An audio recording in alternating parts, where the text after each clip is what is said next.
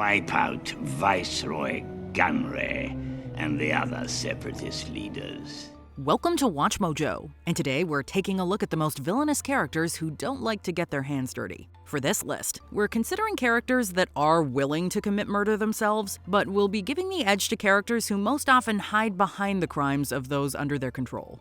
You must possess strength to inflict pain, Bob. We've got a flying mouse to kill, and I want to clean my claws. Hans Landa. Landa is arguably Quentin Tarantino's greatest villain. What are you aware of?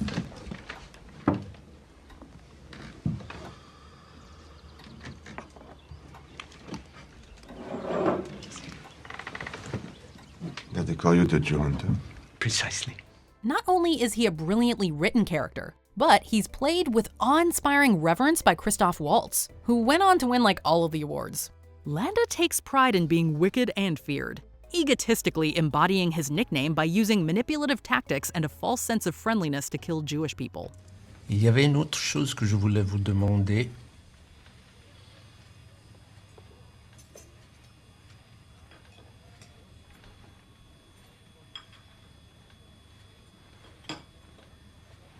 Mais maintenant, sur ma vie, impossible de m'en souvenir. He's also a complete monster who hides behind his admittedly alluring charm. He is fiercely intelligent and is able to outsmart his enemies at every turn.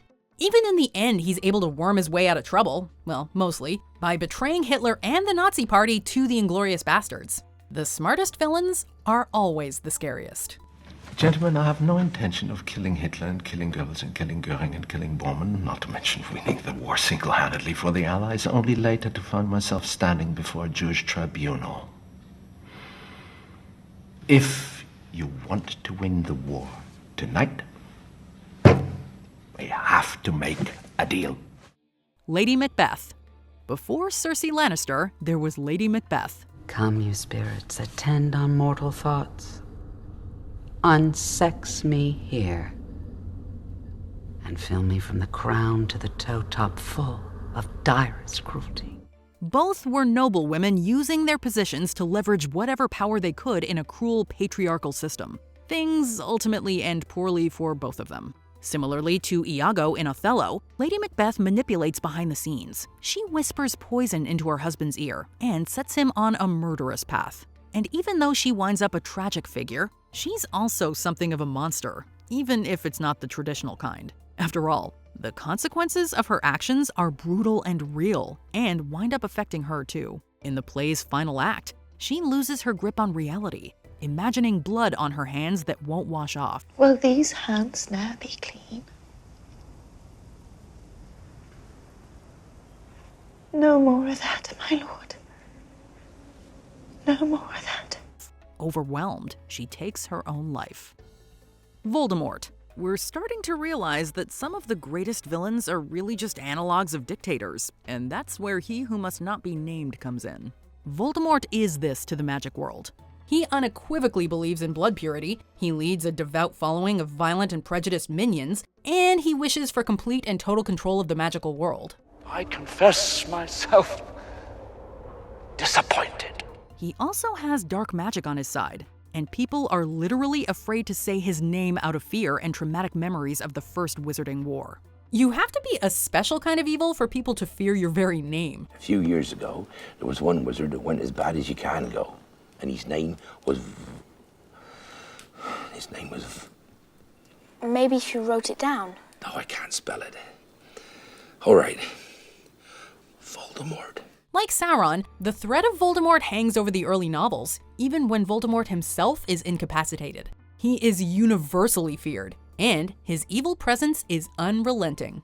Sauron. Once again, we have a villain that represents the very concept of evil itself. Sauron was never meant to be much of a character. He was always meant to serve as a representation of evil, greed, and the fallibility of man. In the land of Mordor, in the fires of Mount Doom, the Dark Lord Sauron forged in secret a master ring to control all others. And into this ring, he poured his cruelty, his malice, and his will to dominate all life. He makes a ring to rule Middle-earth, and most people caught in the ring's vicinity, especially humans, are drawn to and corrupted by its promises of unimaginable power.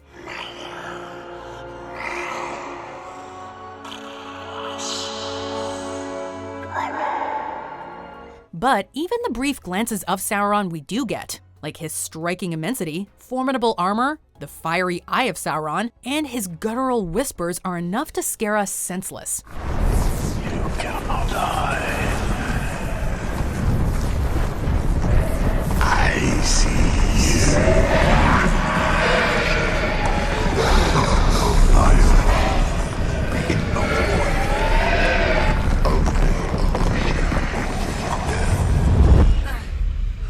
Even in scenes not directly involving Sauron or the ring, his oppressive presence and promises of destruction are felt. He is an omnipotent evil incarnate.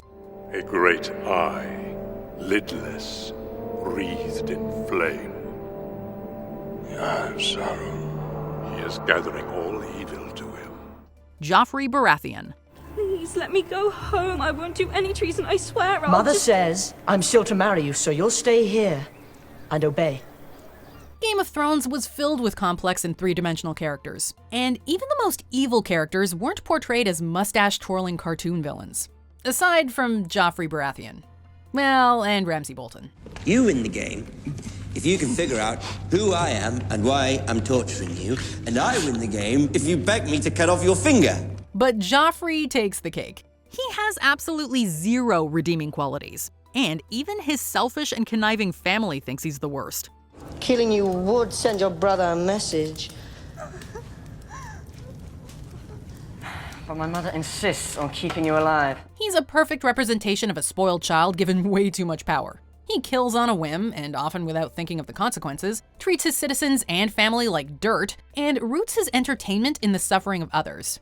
And to make matters worse, he's a total crybaby. His painful death could not come fast enough. He's choking! Help the poor boy! Gus Fring. As any loyal Breaking Bad viewer knows, Gus Fring was an almost unstoppable villain, ruthlessly efficient in running his empire, unafraid to make cuts, if you know what we mean. I don't think we're alike at all, Mr. White. You are not a cautious man at all. Throughout the series, he buried his true calculated self behind the mask of a respectable local business owner, when in reality, the Chicken Man has a spine of pure steel and is someone that you really do not want to mess with. Fans were over the moon when the drug lord was brought back in Season 3 of Better Call Saul. You can't replicate that kind of evil. Between his savage rivalry with Lalo Salamanca and his countless misdeeds, he is a vile one. Wow. That explains everything. I am glad you are satisfied. The Joker. The Joker is easily one of the most prolific villains in modern history. Your renewed faith puts a smile in my heart. What say we forget tonight's mishap and start over? Great, boss. Joker is an OG Batman villain, having first appeared in the debut issue of Batman in 1940. Since then, he and his psychotic ways have popped up in animation, video games, movies, TV shows, you name it. Have you shipped 1 million of those things? Yes, sir. Ship them all! We're gonna take them out a whole new door! Joker is one of the most enticing villains not because he's fun and novel, although he certainly is that, but because he's cunning, manipulative, and intelligent. I'm betting the Joker told you to kill me as soon as we loaded the cash. No. I killed the bus driver. Bus driver? What bus driver? This is perhaps best displayed in The Dark Knight, when the Joker constantly outsmarts and manipulates everyone and remains one step ahead of his targets. Emperor Sheev Palpatine, aka Darth Sidious. Darth Vader certainly is an iconic villain, but he's not the evilest. Where are those transmissions you intercepted? What have you done with those plans? Now, seeing as how he turns good. No, that distinction belongs to Emperor Palpatine. Palpatine doesn't get a lot of screen time in the original trilogy, but he still makes one sinister impression. What is thy bidding, my master? There is a great disturbance in the Force. Most of Palpatine's characterization comes from the supplemental material and prequel trilogy, where we witness his progression from cunning and devious politician to full-blown tyrant. Are you threatening me, Master Jedi? The Senate will decide your fate. I am the Senate. He proceeded to reign over the most tyrannical and abusive regime in history, and became the very embodiment of evil within the Star Wars Skywalker saga. Before we continue, be sure to subscribe to our channel and ring the bell to get notified about our latest videos. You have the option to be notified for occasional videos or all of them. If you're on your phone, make sure you go into your settings and switch on notifications. Jigsaw. Hello, Michael. I want to play a game. It doesn't get much more depraved than the Jigsaw Killer.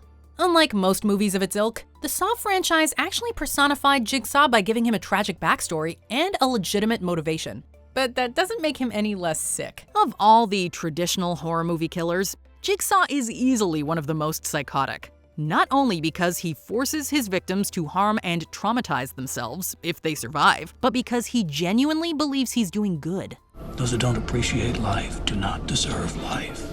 He's not just some mindless and unstoppable killer that walks around in a mask. He's just a man with a really sick and twisted sense of righteousness, not to mention an obscene imagination. Most people are so ungrateful to be alive. But not you. Not anymore. Which of these characters do you find most evil? Let us know in the comments below. Check out these other clips from WatchMojo, and be sure to subscribe and ring the bell to be notified about our latest videos.